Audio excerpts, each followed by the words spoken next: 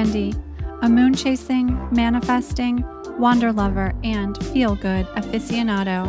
Consider me your woo-woo best friend. This show is a sacred space for ideas, concepts, and modalities that might be considered taboo, but that I personally find a great magic in. In these conversations, my mission is to inspire confidence, worth, and mystical thinking in our modern world. Let's get into it, shall we? Hey there, my friends. So this episode is another one of those topics that has been highly requested. We've had many DMs to the Instagram page for the show, which is your woo-woo BFF. And I've had quite a few to my Instagram as well. And we've had emails asking for this topic. So it was high time we bring it to you. Can you guess what we're going to talk about today?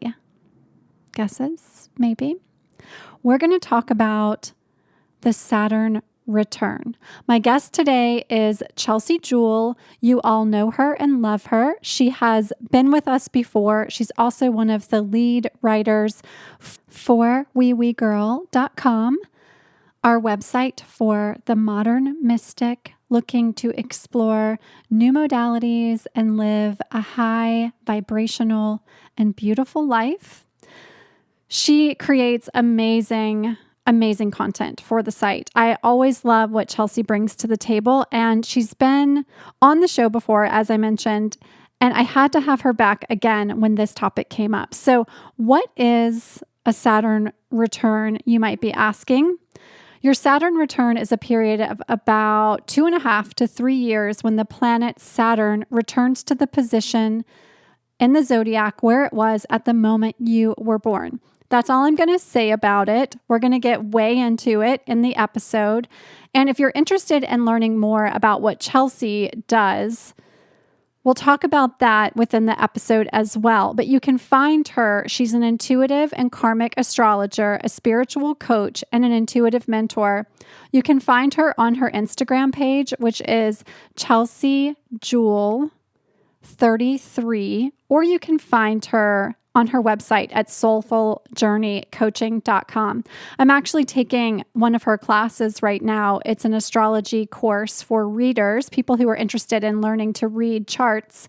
And I love that actually one of our listeners to the show, you know who you are, is in the class with me, and she found Chelsea's work because of the show. That makes me feel amazing. I love hearing that.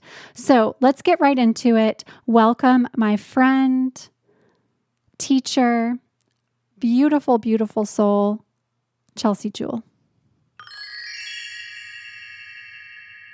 Chelsea, welcome back to the show. Thank you. I'm so excited to be here again with you. Yes, me too. I was just saying to you, you're the first person I've had on the show twice, and I'm so thrilled because anytime I get time with you, there's so much learning that happens. So thank you. That's such an honor, and I'm very honored to be your first repeat guest. Yes.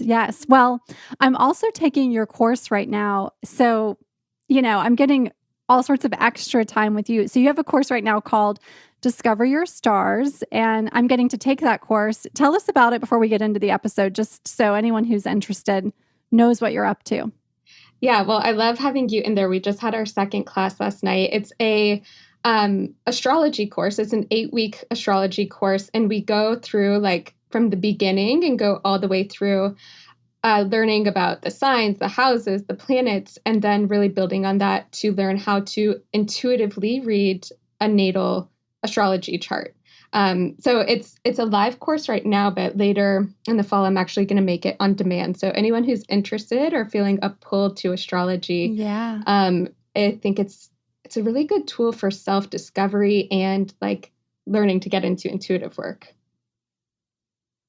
Yeah, that's so much fun. I'm so excited. Yeah, I can't wait to get through the rest of it. And just each week I just come through a program that I'd been in, I don't know how many weeks it was. It started in March, and I finished that up 2 weeks ago.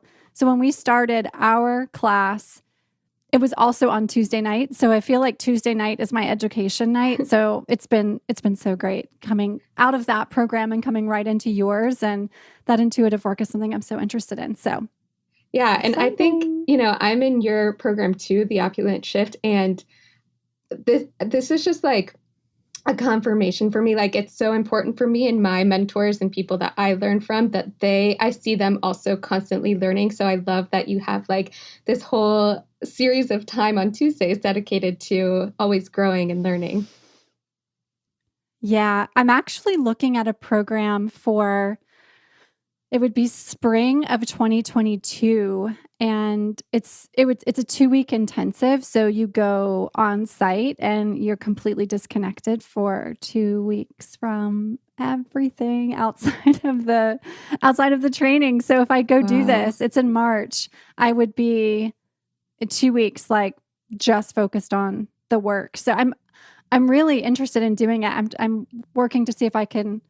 Well, I'm working on a couple things. I'm working to sort out to see if I can actually go off grid completely for 2 weeks, and that's just a challenge in itself. It's a nice challenge. I'm like taking it on as okay, what would it look like if I went off grid for 2 weeks? Like how would I do this?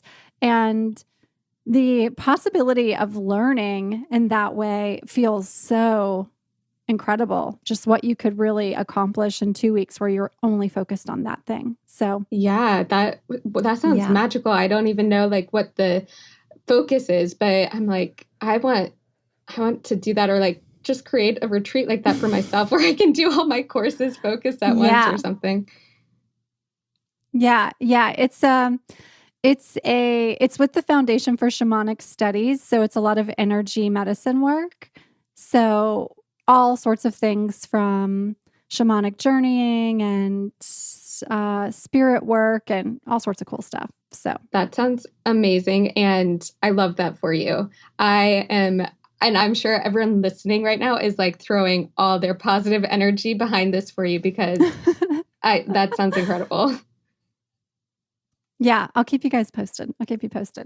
So speaking of astrology, we're going to start with your big three. So we had you on before, and I know you've shared these with us before, but for anyone who has not yet listened to that episode or is just getting caught up, give it to us. What's your big three? I am a Scorpio rising, Leo sun, Sagittarius moon. So I have the 2 fire signs in there with Leo and Sag, and Scorpio is a water sign, but I call it like the most fiery water sign. So I feel like there's a lot of fire in there. But my Leo sun is the part of me that's like really playful and outgoing and likes to be seen, likes to get a lot of validation. The Sagittarius moon is the part of me that is sort of like we're talking about, this eternal learner and student and traveler and journeyer. And my Scorpio rising side is the part of me that is a bit more mysterious and intense and your witchy side. My witchy side. Yeah. And like I also think of Scorpio as being very magnetic, and I'm really reconnecting to that part of myself right now. Yeah, I was telling you in our class last night that it's not like I didn't know this, but I kind of had a reminding, I guess, a realization in a fresh way that my midheaven is in Scorpio, and I was like, oh right, that's why I love the like work that I do. It totally makes sense. And I think perhaps just the last time I really took a dive into that, I don't know, I wasn't considering it in the same way I'm considering it now. So I'm like excited to explore that further, that Scorpio side of my work. That's what I love about astrology. It's sort of like that good book that you can pick up at different points throughout your life and have it give you new meaning every time. Every time I look at my chart, there's something like that has a new layer of meaning or understanding. So that's so cool. Yeah. This past year in 2020, there was 2 pieces of my chart that I was really focused on just having a deeper understanding of. And it was my Venus in Cancer. And that was something that with my Capricorn rising, I can be very much, as you said in class last night, I can be very much in this CEO energy all the time. And so I really wanted to lean into that Venus and Cancer energy and really like move into that like mothering soul, slowing down, like really allowing myself to tap into my intuition in a new way. So I was really focused on that. And then my North Node in Libra, I feel like that piece of me in the last 5 years I've really been shifting and moving closer to that true north energy that I have in Libra. And so I was really focused on that this past year too, looking at how I can further explore and be in that Libra energy and everything that I'm up to.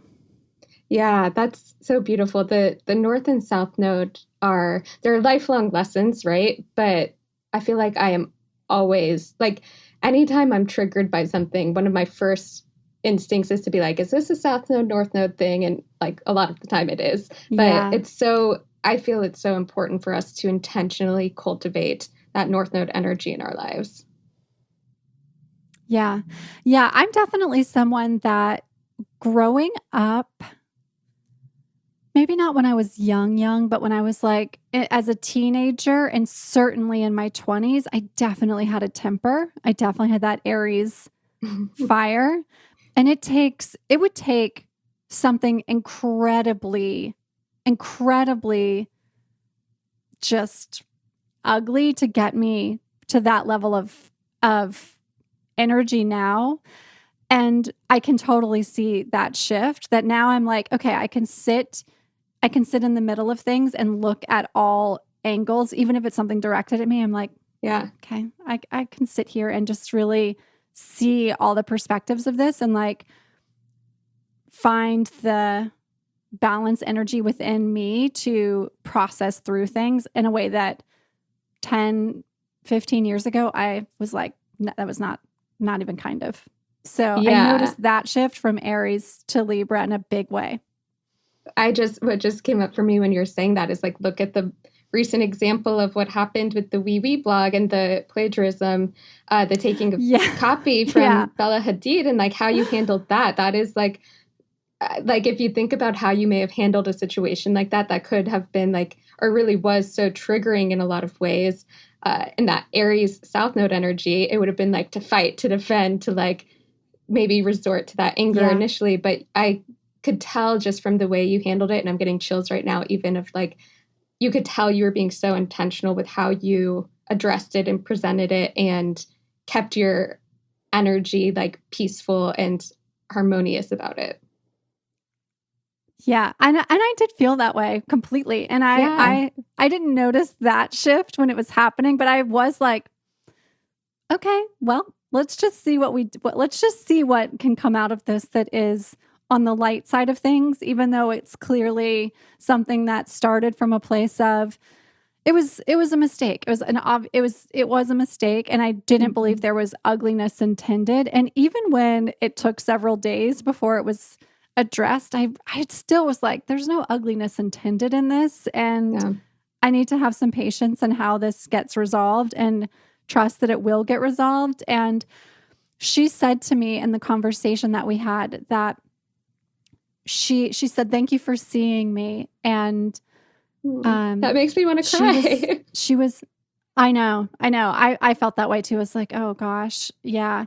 And it occurred to me that probably most experiences she's had like this. I mean, I don't know if she's had many experiences exactly like this, but that there's probably a lot of like kind of anger or nastiness or assumptiveness directed at her. And I was like, yeah, girl, it was a mistake. And I'm excited that you're interested in this conversation and this topic. And I want you to talk about this topic, and I want you to do it in a way that's full of integrity. So here's how you do that. She was like, yes, got it. Totally. So yeah.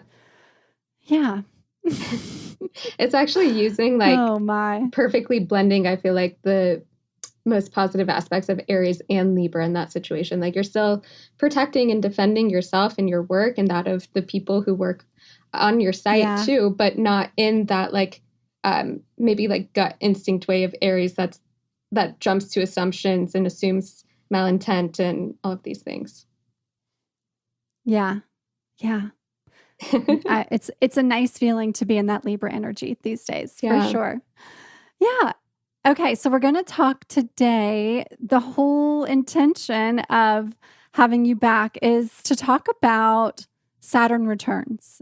And we have a lot of listeners who have sent messages in when we've done some polling and asked for ideas around what they'd like to hear. A lot of folks are saying, tell me about my Saturn return. Let's talk about Saturn returns and what this means and what it looks like to be in a Saturn return time. So we're going to get into that. So let's start with, what is a Saturn return? Yes, such an exciting and super relevant topic, even if you're not in your Saturn return right now. So your Saturn return is a period of time. It's also sort of like a rite of passage that happens every 29 to 30 years. So you go through your first one when you're around the age of like 28 and a half to 30. It's when Saturn in the sky, like as it moves around the sun, comes back to the placement where it was at the time of your birth. So it comes back to be in the same sign that it was in at the time you were born. And Saturn is, like, we're going to talk about sort of what the vibration of Saturn is, but in a nutshell, Saturn is like the school teacher that gives you lots of lessons and brings you lots of sort of tests and things to grow through. So the times of our Saturn returns, again, the first one's at around 30, the second one at around 60. And then some people, if you live to be around 90, you go through a final one. But it's always these times of sort of learning lots of lessons, really strengthening your commitment to basically things on your life path, depending on where Saturn is in your chart. So if you were born around, what is it, like 1991 to 1993-ish, then is that right? Am I doing my math right? So if you're around that age, right? Like, what is it? Like 27, 28 to 30-ish, then you were likely in your first Saturn return now? Exactly. Yep. And all of those people are going through their Saturn return in the sign of Aquarius. It'll fall in a different house for each of you. And that's where being able to have your exact birth time to pull up your birth chart is really useful. Okay. So for those folks, Saturn return is happening in Aquarius, and that's going to be really different from a Saturn return in Capricorn, for example. Exactly.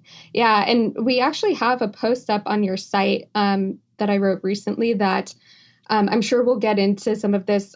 We probably won't have time to go through like all of the signs and houses, but that post has really good information on a breakdown of where Saturn is and what it means in each of the houses and each of the signs. So you can go look that up for your specific chart.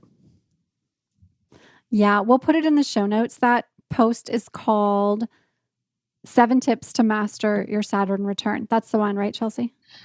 That's a good one. There's another one we did after that. We have another one too. Yeah. What you can learn from your Saturn return. So let's pull that one too. Yeah.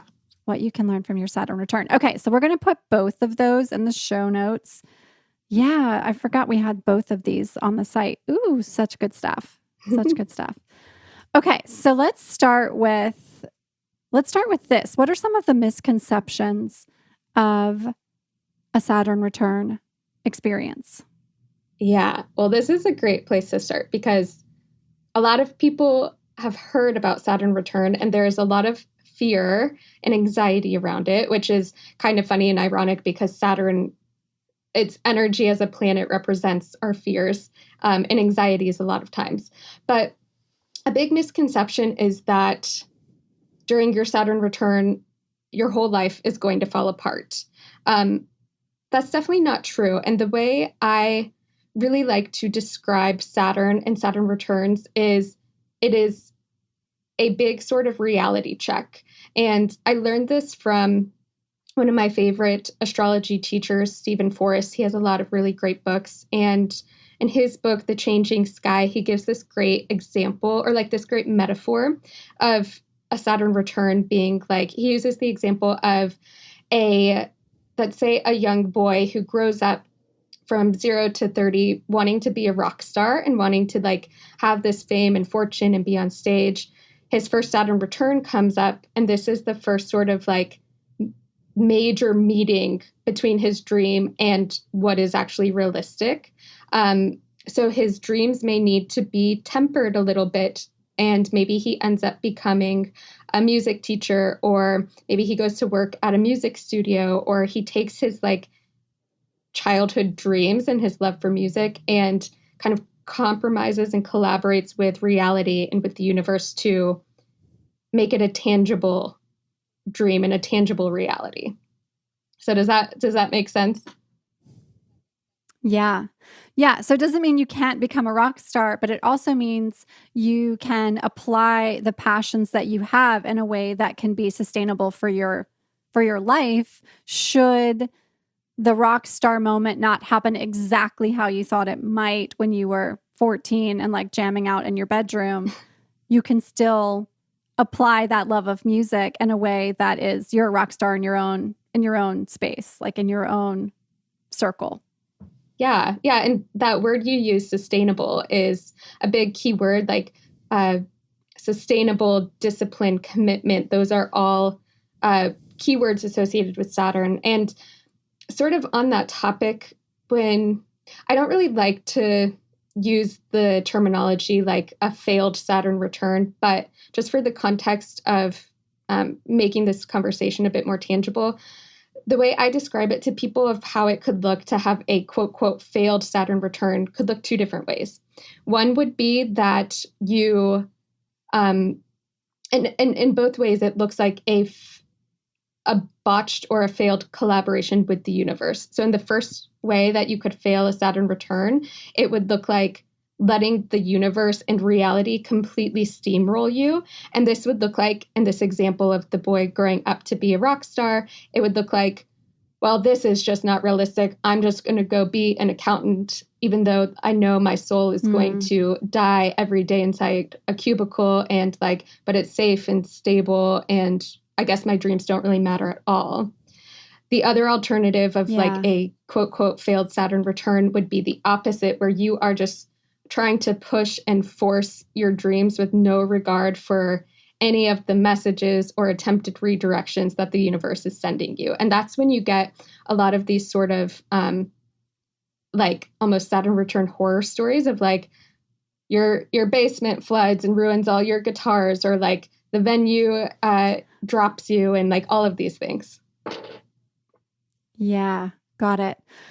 Yeah, and that's really helpful. And yeah, I think that misconception of like, okay, I'm going through my Saturn return and everything is going to just be a disaster for a couple of years is very real out there. And I feel like it's probably why we got so many messages, is people are like terrified of like what's going to happen, or like what did happen, what was that, when they look back on it. And I, of course, live with someone who just came through theirs. Ben just came through his Saturn return.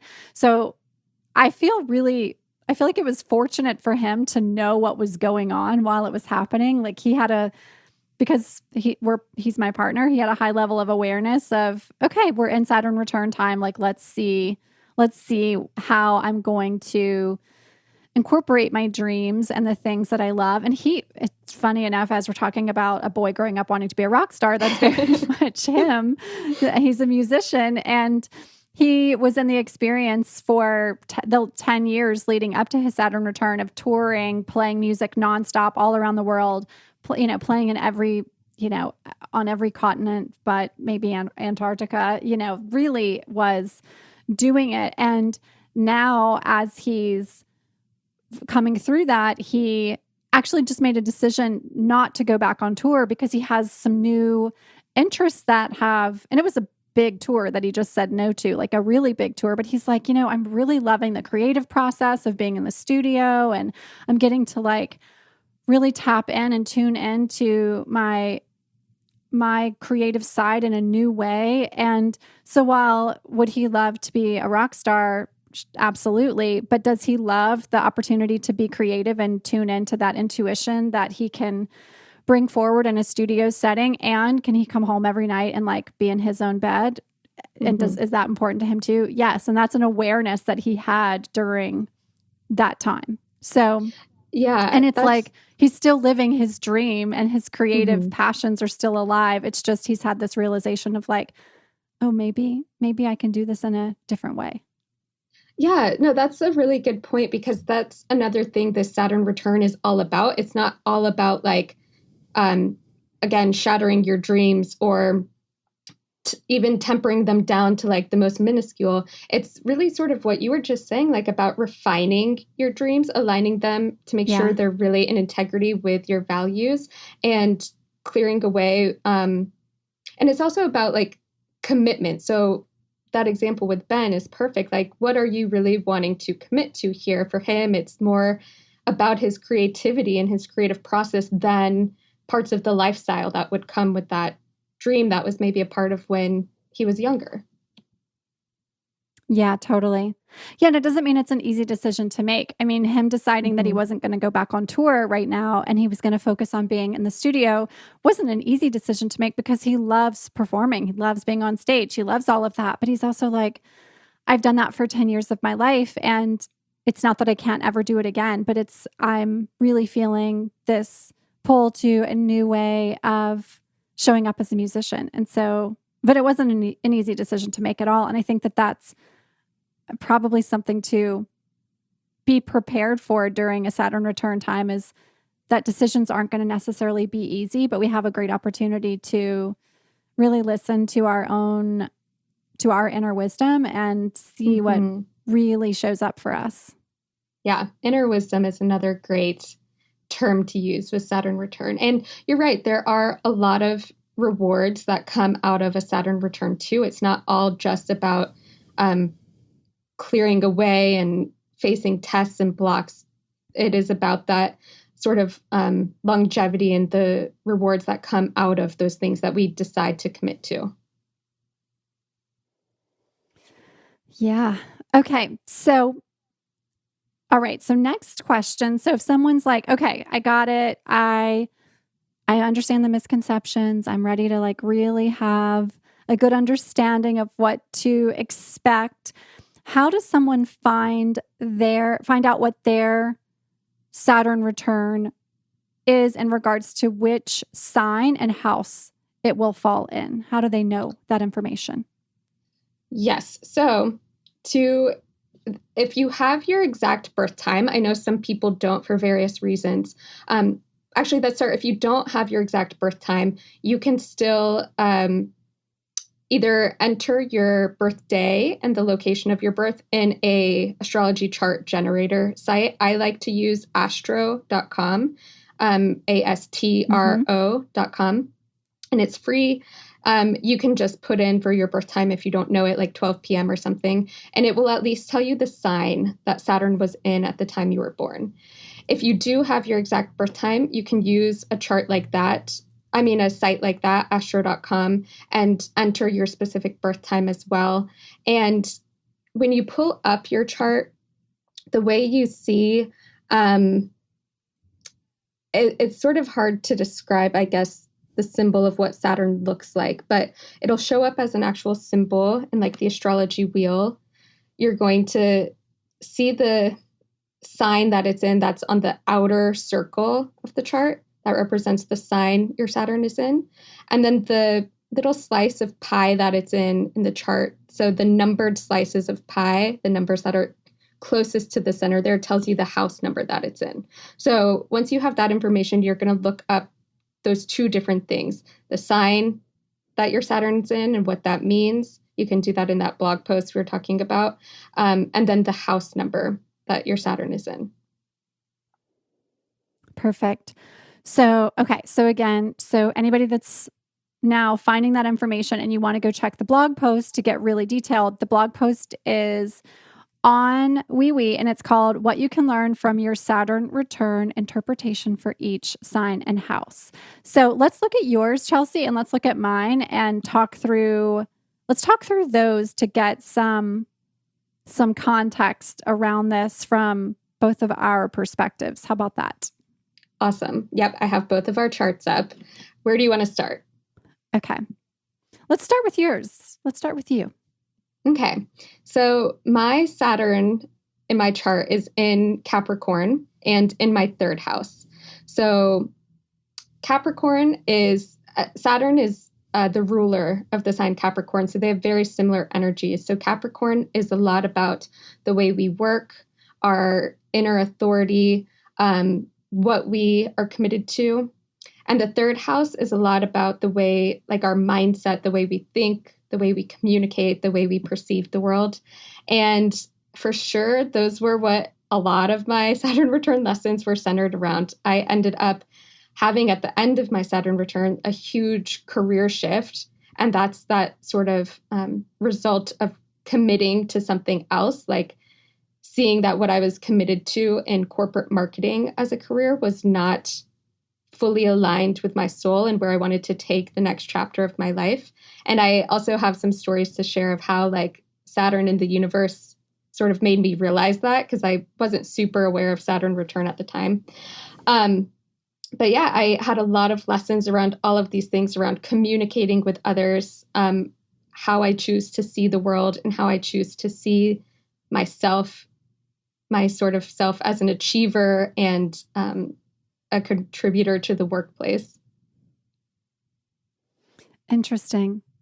So yours being in Capricorn, do you feel like having a Saturn return in Capricorn, there's going to be a whole lot more stuff that comes up around work, since Capricorn is such a sign of that sort of achievement, versus perhaps a Saturn return in Pisces, for example?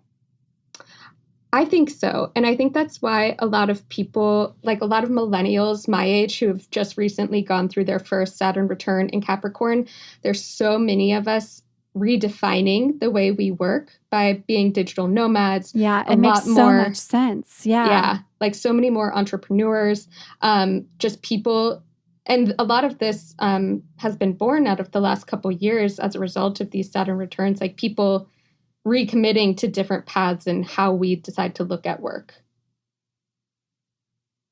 It really makes so much sense that Saturn return in Capricorn would most definitely influence a whole group of people in that time period to be thinking differently about work. And I think about, like, from a corporate environment standpoint, it's like would be really nice for the folks that make up the decision-making population of corporate experiences to know this about this group of people that have just come through their Saturn return at that time. Yeah.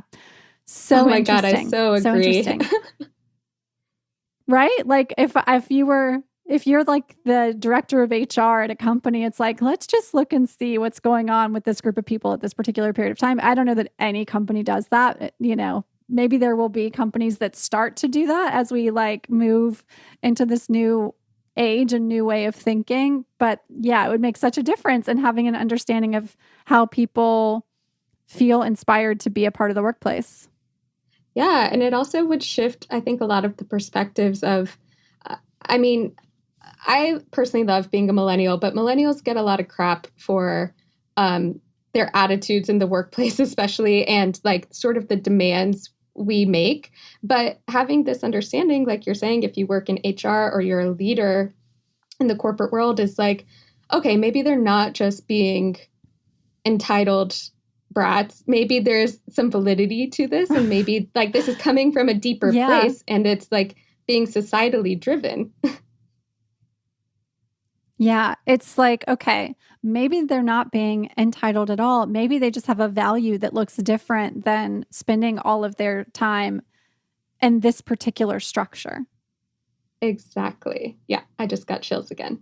Yeah, makes total sense. Makes total sense.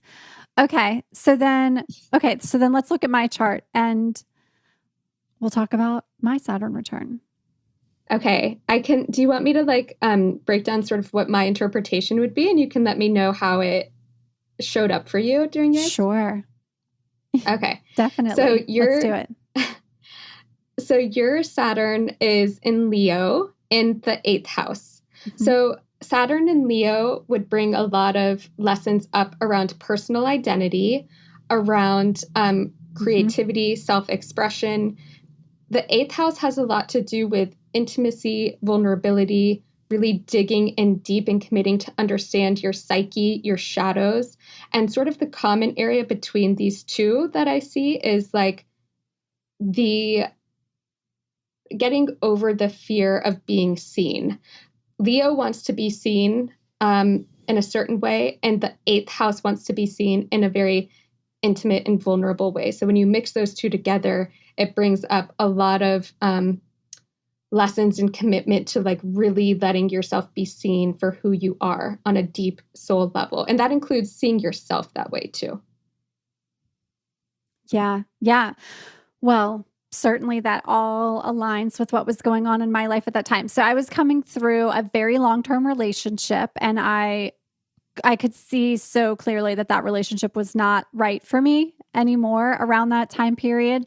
And a part of that, when I think back on it, interestingly enough, is it was not a relationship I should have been in for as long as I was, but that partner really had an issue with me wanting to be seen. It was kind of this relationship of like, if you shine too much, you take away my shine. It was a lot of insecurity on his part, but it was very much like when I would kind of step into that, he was like, what are you doing? Like, that's not really like, calm down. You need to dial it back.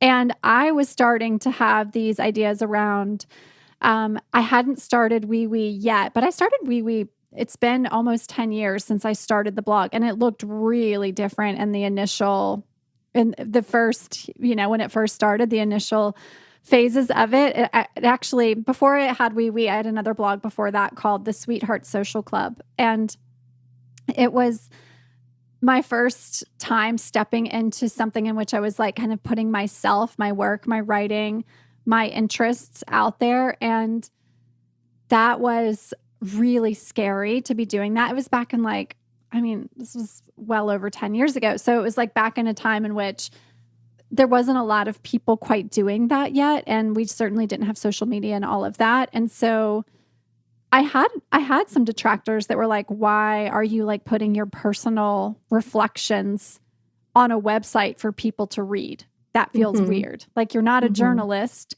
So what are you doing exactly? So I know there were people back then that were like using LiveJournal and things like that. And my little blog was on a Tumblr page, and it was just like whatever I was feeling and thinking in those moments. So that was starting to happen. And I was having this awareness of, I'd been working in a corporate environment, but I was really acknowledged in that company and really given an opportunity to grow. And so I loved being there, but I was having this awareness that I was really good at doing my job for someone else. I was really good at creating things that made their world better, but I was starting to have this awareness that I didn't know how it made me a better human being, that I was just good at doing something for somebody else. And that there was this opportunity for me to do something that was more aligned with who I wanted to be and what my mission was. And I wasn't quite sure what that was yet, but I was very much like, I don't want to just be really great for somebody else for my whole life. This feels like that would be a waste of possibility. So that's where I was at around that time. Wow, that's all of those things you just said. I'm like, yes, this is perfect example and embodiment of Saturn Return in Leo. And I think it's actually, I feel like that explanation and story is going to help a lot of people maybe understand part of their Saturn Return better, because those lessons you faced of the detractors that came in from your blog, even that relationship, those came in as lessons to help you strengthen that self-worth, to help you strengthen your resolve to understand and cultivate and share your voice. Again, that like quote, quote, failed Saturn return would have looked like you taking those lessons from the universe and being like, I guess this means I'm not supposed to share my voice and I'm not supposed to shine. And I guess this is all coming to kind of put me back in my place. And that's not Leo energy. And that's not what Saturn was trying to do for you. So No. I think that's so beautiful. It's looking back on it, it feels pretty wild because, I think when people think about blogs today as using that example, so many folks have blogs. It's like a very normal thing. Everybody's on social media. Putting yourself out there in some way is something that pretty much everybody does if you have a Instagram or a TikTok or whatever it might be. But yeah, back then, this idea that I was going to, and like there was no consideration that it would be something that could become a part of my career in any regard. When I was like running this Sweetheart Social Club Tumblr page, it was literally my writing, or it was these weird editorial, it's like very weird editorial fashion collaborations I was doing with like my local friends who were like makeup artists and fashion designers. And we were like just photographing these like storylines that we were creating for fun. Like, and we weren't submitting the images to anyone. We were literally just doing it for fun and posting them on my Tumblr page. And that was it. Like I was like, this is literally just for the sake of creative expression. That is it. Mm-hmm. And now when I look back, I'm like, that was how this career that I have now, that I shifted into now, really, that's where it started at that time. Yeah. And that's what Saturn does too. It helps you build those foundations that you may not even realize that you're doing it or what you're building a foundation for, but it's more about building the foundation on those like values and principles and like inner resources for yourself, like being able to, you were like testing and experimenting with what your voice wanted to sound like and what felt good to you and what felt even that Leo energy of like fun and playful while still being at sometimes like having the vulnerability and sort of intimacy of the eighth house in there. Yeah, totally. Oh, so such good stuff. So wild. So wild. Okay. So go ahead. You have something you were thinking of. I could see it. Well, I just wanted to add a little story from my Saturn return too of, I mentioned like I had the universe, give me that sort of what I was saying at the beginning, give me some of those redirections. If it's okay for me to share like what that looked like for me. So, please. Okay. So mine, like I said, mine had a lot to do with my career. I had been working in corporate marketing for 10 plus years. And while I was in my Saturn return, I had my dream job. I was working for Coca-Cola. I was traveling around the world. I was working on a soccer campaign, and I've played soccer since I was 6. You couldn't have written a better job for me. And I knew it was coming to an end after the project, and I was going to get laid off. And people told me throughout this whole time, like, don't worry about getting laid off. Like, you have Coca-Cola and the FIFA World Cup on your resume. You're going to be able to get a job anywhere. It's like having Harvard on your resume or something. So it's like, cool, I'm not that worried about it. And then a lot of shifts happened during and after that project where I started to feel like what I didn't know at the time were effects of this Saturn return pulling me more towards my soul career. And I was like, this was a great experience. Part of me still did not feel fulfilled by it in the end. And so it was so interesting because after that job ended and I got laid off, I got a new job immediately, but it wasn't like the right job. So I was still applying for lots of jobs in corporate marketing, trying to get back into sports marketing that I thought was going to like fill me back up again. And this is what I mean by like Saturn return, Saturn and the universe during this time are going to be guiding you and directing you through these experiences. I applied to all of these companies where I had like direct connections to, and they were like, I should have been able with this experience on my resume to get in the door like that. And I was not even hearing back. People were not even emailing me back. And I was like, what is going on? I was like at the beginning of my spiritual awakening. And so I had a hunch that it was energetic and something bigger. But I was like, this is wild. Like everyone told me I'd be able to get a job anywhere. And like, these places are not even seeing me. Like, this is crazy. And that was an example of the universe and Saturn directing me to like dig deeper, and like corporate marketing is not where it's at for you anymore, not because you're not good at it, but because it's not what's going to bring you that long-term fulfillment. So I just like to share that story because a lot of times when those things happen, we can take them really personally and think it says something negative about us. But again, that's not like the intention of your Saturn return. It's to guide you on that most soul-aligned path. Completely. It's such a good life lesson too, to remember that the universe always inherently has our highest good in mind. And so when we feel like we're running up against a wall sometimes, and that something's just a complete challenge for us and we don't get why it's happening, we maybe aren't going to get why it's happening until we get on the other side of it. And then we can look back and be like, oh, well, that's, of course I didn't get those jobs in corporate marketing because I'm supposed to be doing this. Exactly. Yeah. Only can really see that and have it make sense in retrospect. Totally. Yeah. Okay. So I want to do this. Well, with the time that we have left, I want to run through each sign and give us one lesson. How do you feel about this? Give us one lesson for each sign for that particular Saturn return. So we'll go Saturn and Aquarius, one lesson, Saturn and Pisces, one lesson.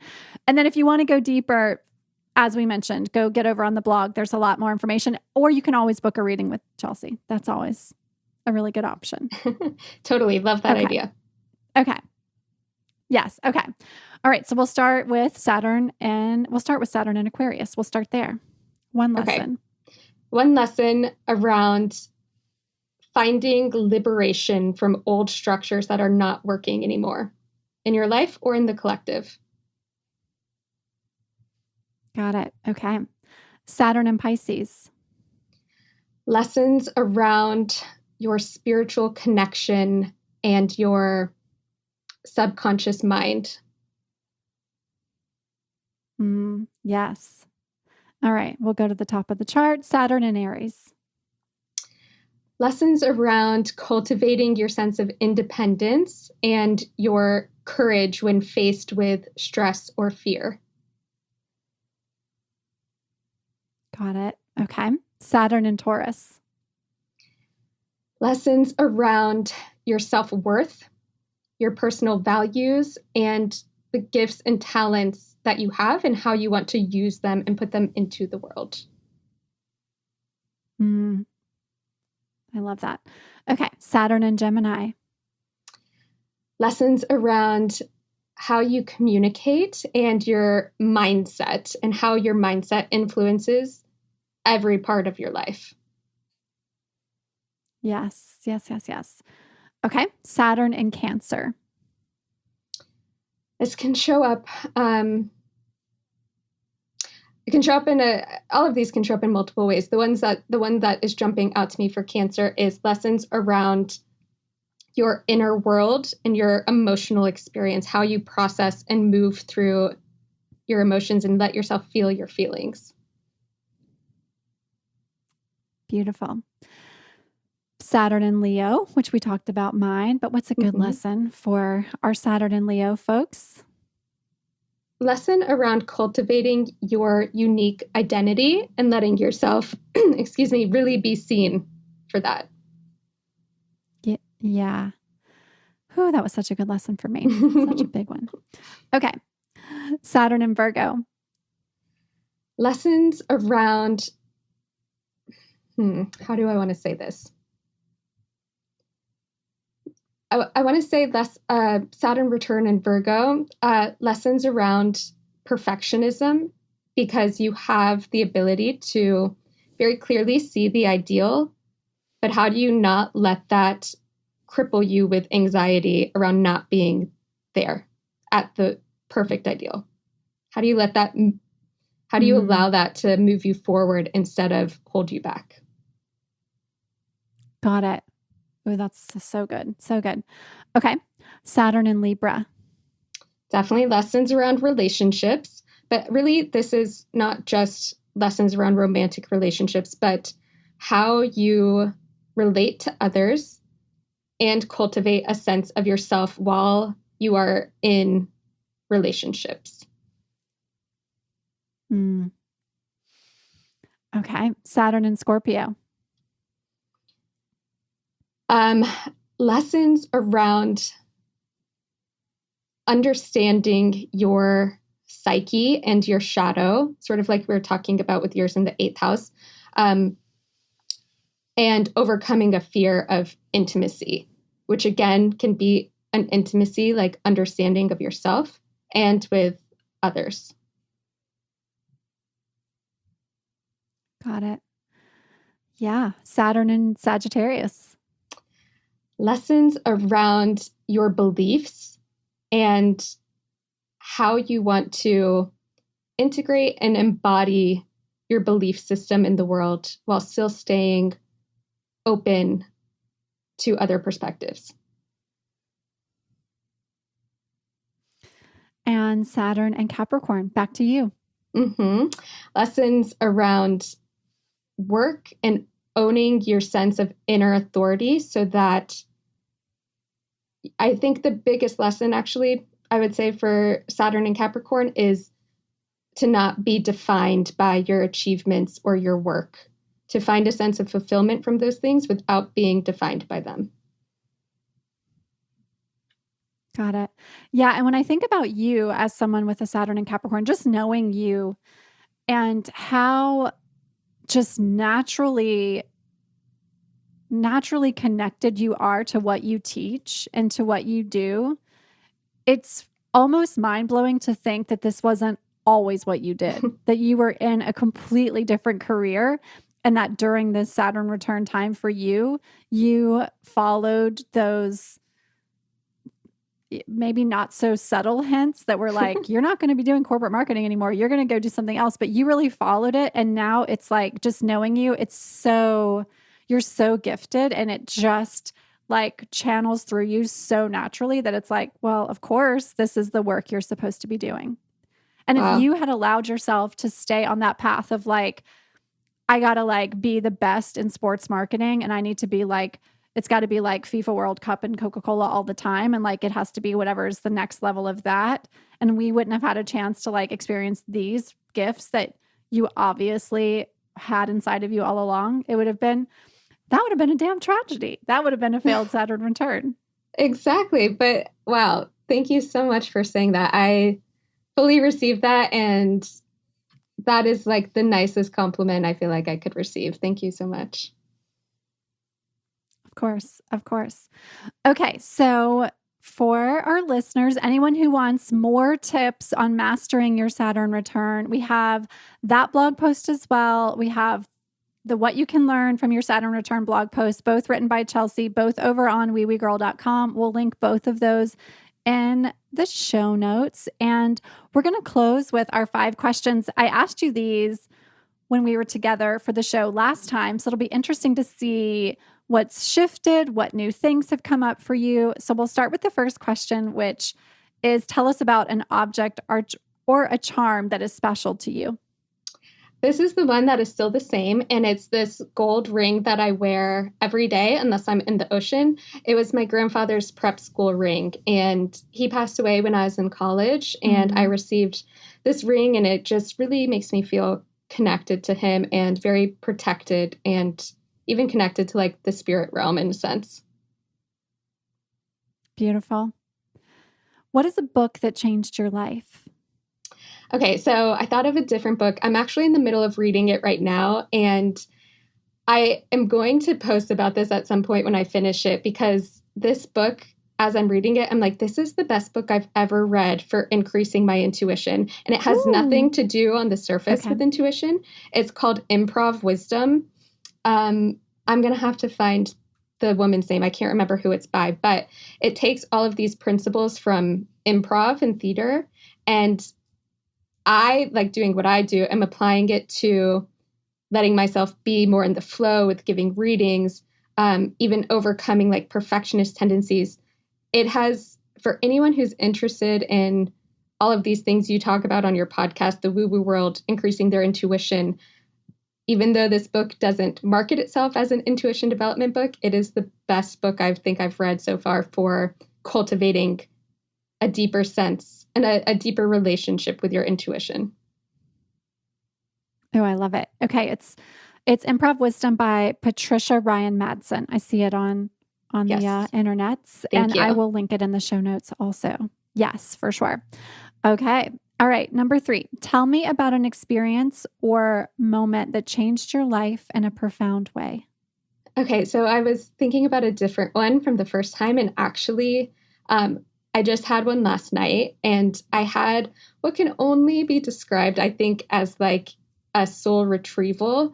I don't know exactly what sparked it. I was really trying to get in my heart and just like feel a lot, because so much has been coming up for all of us lately. And I ended up, music is something that really brings me to profound moments in my life. And I ended up coming back to all of these songs and this playlist I had from some years in high school right before I feel like a piece or pieces of my soul like were cut off from me. And so I had this moment last night where I reconnected just through listening to music from those years right before all of that happened, where I like remembered myself in this way I had forgotten about. And I reconnected with a part of my soul that I had like forgot was there. And it's a moment I don't fully, I mean, I am obviously still processing it. It just happened last night, but it's a moment I don't fully know how to describe, but like I said, it feels like a part of my soul that had been blocked off a little bit returned to me just through the power of music. Wow. Oh, so special. Music can do so much. That's just amazing. Yeah. So magical. Okay. What is something that you do for your health and wellness? That's number 4. Something that I have just started doing recently has been to have mini dance parties by myself. And part of this is to cultivate a stronger relationship with my body and sort of let my body lead me, because my body has taken the back seat in the conversation with myself for a long time. So these little dance parties are really good ways for me to shake off stagnant energy, to move through emotions, and to let my body lead me. Yes. So when we were on the Tulum retreat, which you'll definitely be coming to one of the future retreats, yes. I know our travel schedules weren't aligning, but we had an embodiment dance class like the second day. One of the women that joined us for the retreat, she's an embodiment dance teacher. And so we had worked out a plan where she was going to teach a class on day 2. So we did an embodiment dance class on day 2. And then the rest of the week, everyone was like, we have to do this every day. So then every night after dinner, we would have dinner, and then we would do our meditation practice, because we had a meditation practice each evening. And then we went down to the beach, and it was just like full on, like get in your body and like move. And it was amazing. I love that so much, the dance party. And we do it in Cote Laloon too. It's something we do in the lunar living practice. So yeah, I find that to be such a powerful practice for our wellness in more ways than one, many more ways than one. I can't wait to join for one of the next retreats, because that practice alone just sounds like so magical and fun to me.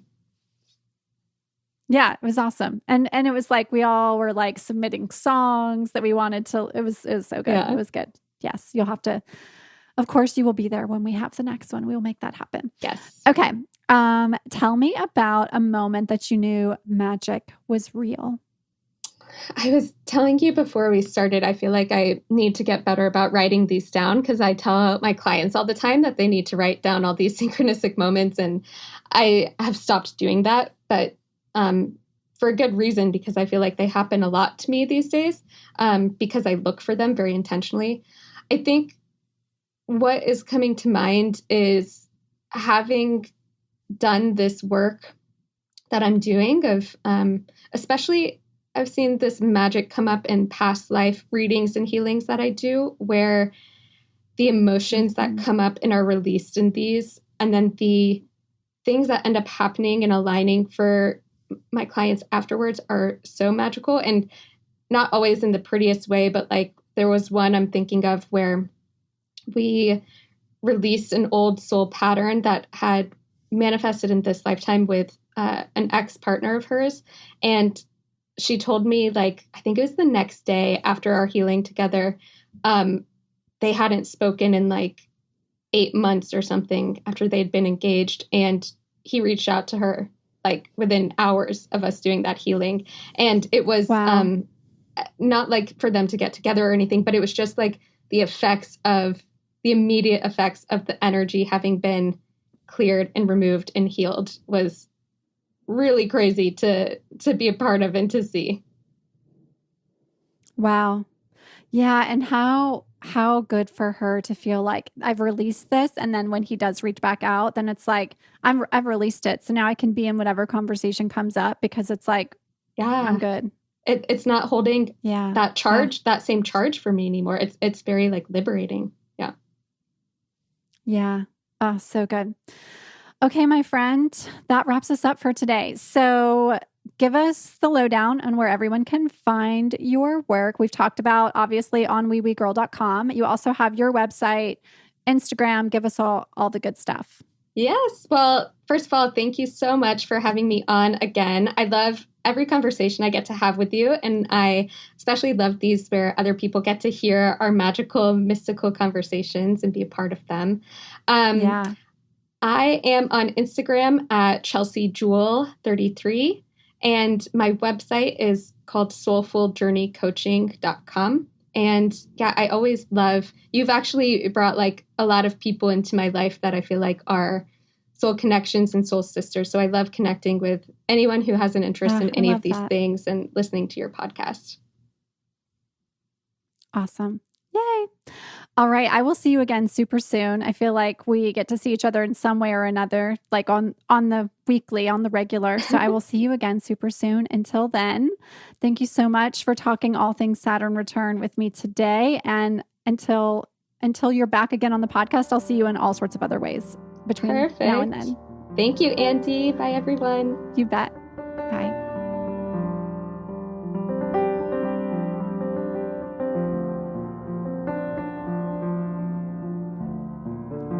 Big love, big thank you to Chelsea for joining us today. A couple of quick notes. We have so much happening for the fall. We have a big list of workshops coming up. We have an Ageless Beauty workshop that's coming up this fall. We have a Kundalini 101 workshop that's coming up, a manifestation workshop that's an 8-track course. Really excited to get that to you. Cult Laloon continues this fall and winter.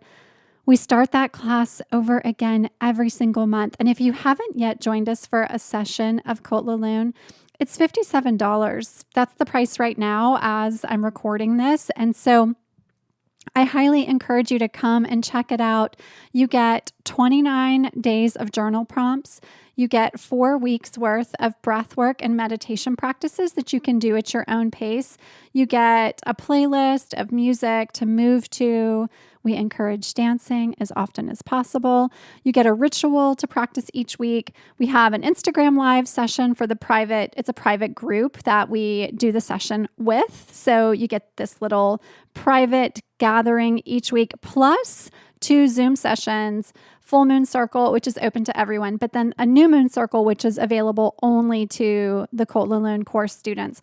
It is such a good value. It's the reason I keep that course so low in price is because honestly, I truly love creating it so much, and it helps to create accountability for me doing the practices with you all every month. So I just love it. We also have our membership enrollment open for Sea Changers, the community circle for soul-led women in business. And within that community, we have quite a few offerings for the fall as well. So if you're a soul-led woman in business and would like to come and check out what we're doing over there, feel free to message me and I can tell you more about it, or go check out the Instagram page, which is seachangers.co. As always, the best way to support us here at Your Woo Woo BFF is to subscribe to the show. It just takes a second and it means the world to us. And leave us a review. If you haven't yet left us a review, we love it when you do so. We love to share them on social. Sometimes I read them here. Leave us a review and then post it and tag us so we can see it. Next week on the show, one of my team members, Adair Smithwick, is joining us. We wanted to do this episode because, frankly, Adair, when she joined my team, was very new to many of these practices. And I wanted to have a conversation with her after traveling with her in Tulum and being a part of her first experiences into quite a few of the rituals and ceremonies that we practiced at the Tulum retreat. And what I love about this episode is if you are brand new to the woo, Adair is going to take you through what it was like for her to find her way in. And she's also really funny. So everybody at the retreat was like, you got to have Adair on the show. She's great. We want more of Adair. Okay, that's it for today. We are complete. Much love. Have a beautiful rest of your week, and I'll see you super soon.